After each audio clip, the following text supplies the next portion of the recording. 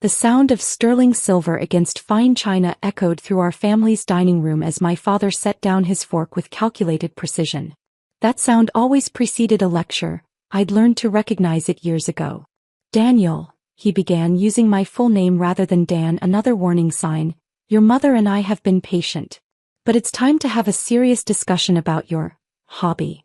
I suppressed a smile, taking another bite of my mother's roast beef. "Hobby? That's what they called my technology company, the one currently finalizing a $4 billion IPO. Not that they knew that part yet." "You're 32, my father continued, glancing at my simple button-down shirt and khakis, deliberately chosen to maintain their perception of my struggling entrepreneur status. "Mark's youngest boy just made partner at Goldman. The Andersons' daughter is chief surgeon now. And you're still playing with computers," my sister Jessica finished, not bothering to hide her smirk. She sat across from me in her perfectly tailored Chanel suit, every inch the successful corporate lawyer they'd always wanted me to be. My mother reached across to pat my hand, her diamond tennis bracelet catching the light. "We just worry, darling. All those hours in that tiny office space barely making ends meet. There's no shame in admitting it's time for a real career." If they only knew that tiny office space was actually just my private thinking room in my company's 50-story downtown headquarters. "The consulting firm has an opening," my father added. "Senior analyst position. Robert owes me a favor. I could make a call." I took a sip of water, remembering the irony that I now owned the building his consulting firm operated from, through one of my holding companies. "Thanks, Dad, but I'm good with what I'm doing." Jessica rolled her eyes. "Good? You live in that starter apartment, drive a 5-year-old Volvo, and work insane hours on some app that nobody's ever heard of." If she only knew that nobody included half the Fortune 500 companies now using my software. Or that the starter apartment was actually the smallest unit I kept in a building I owned, just to maintain appearances. "Actually," my mother brightened, "Caroline Mitchell's son is looking for a roommate in the city. Much better neighborhood than your current situation. Maybe if you shared expenses." "Caroline Mitchell's son?" I couldn't help but laugh. "The one who tried to launch 3 failed startups using Daddy's money. At least he tried something legitimate," my father cut in. "Not this secretive project you won't even explain properly."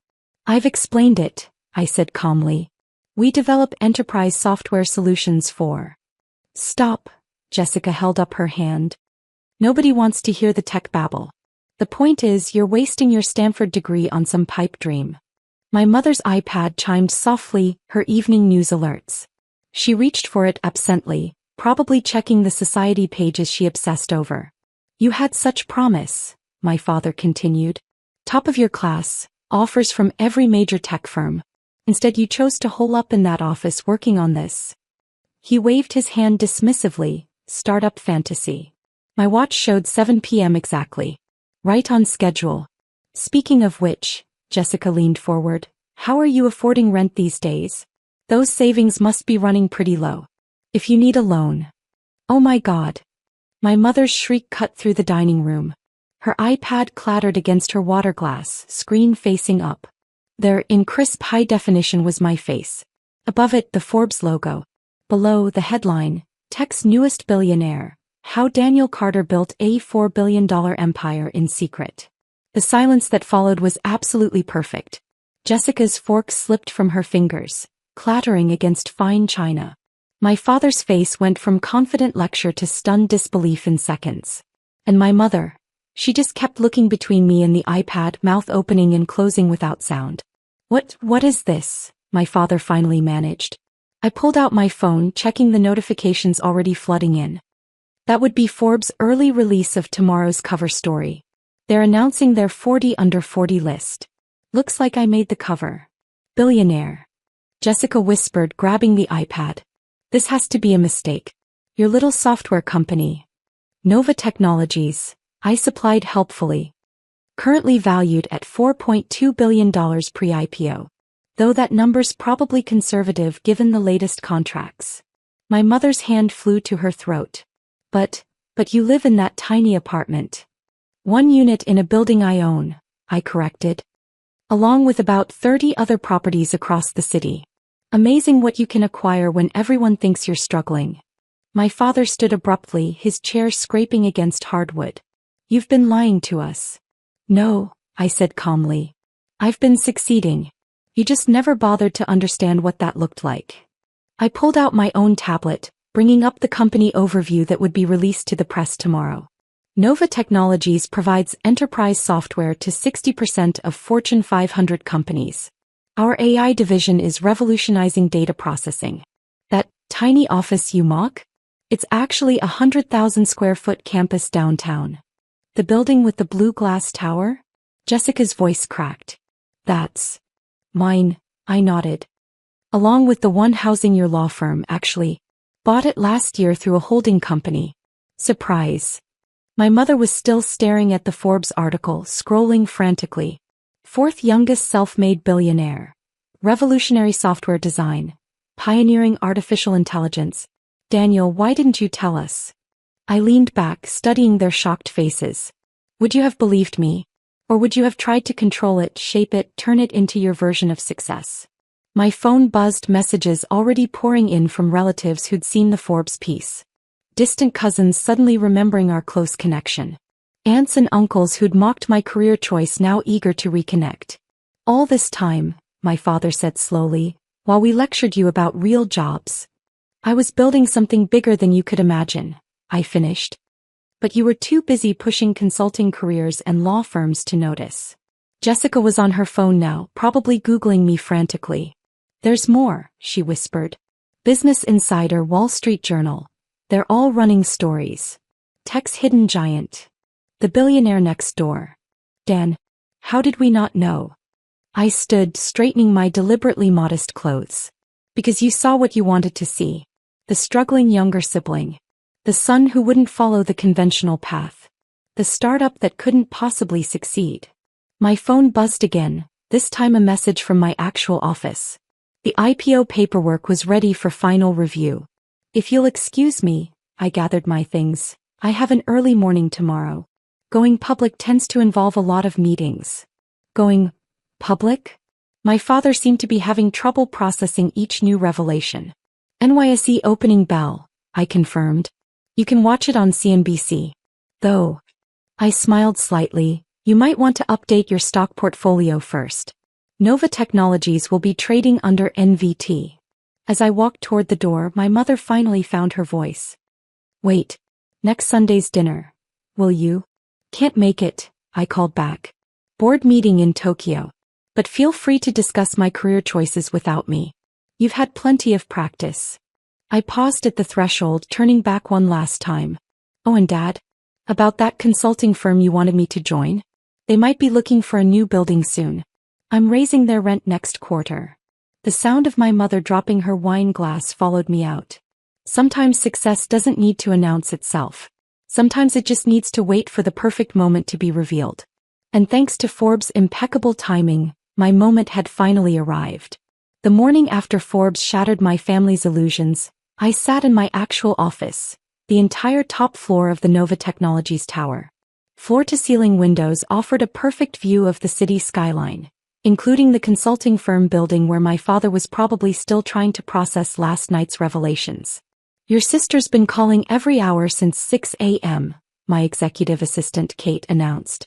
Your parents have tried the main office line 14 times, and your mother's posted 3 times on LinkedIn about her brilliant entrepreneurial son.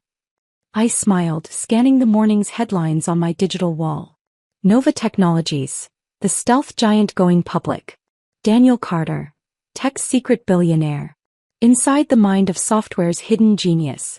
The Today Show wants an exclusive, Kate continued. CNN's been calling and your high school just reached out about giving a commencement speech. The same high school where the guidance counselor told me to be more realistic about my future? I raised an eyebrow. How interesting. My phone buzzed, a text from Jessica. We need to talk. Family meeting at parents' house tonight. Non-negotiable. Before I could respond, Kate's voice came through the intercom. Your father's in the lobby. He's demanding to see you. I checked the security feed. There he stood in his finest suit, looking significantly less commanding than he had during last night's lecture. Send him up. And Kate? Pull up the consulting firm's lease agreement. Minutes later, my father entered my office, his confidence faltering as he took in the space. The modern design, the technology, the clear symbols of power he'd never noticed his son accumulating. Quite a view, he managed finally. Better than the tiny office you imagined I worked from? I kept my voice neutral, remembering his countless dismissive comments. Daniel, he stepped forward, we need to discuss what you've done. Built a multi-billion-dollar company? Revolutionized enterprise software? Or successfully hidden it all from a family too busy criticizing me to notice?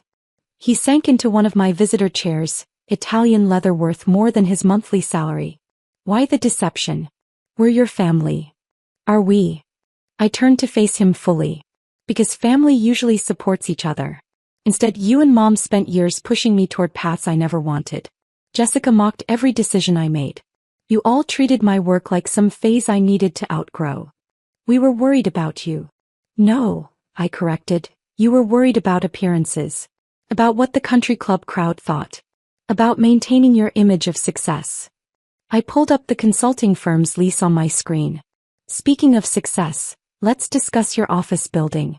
Rents increasing by 40% next quarter. His face paled. You can't.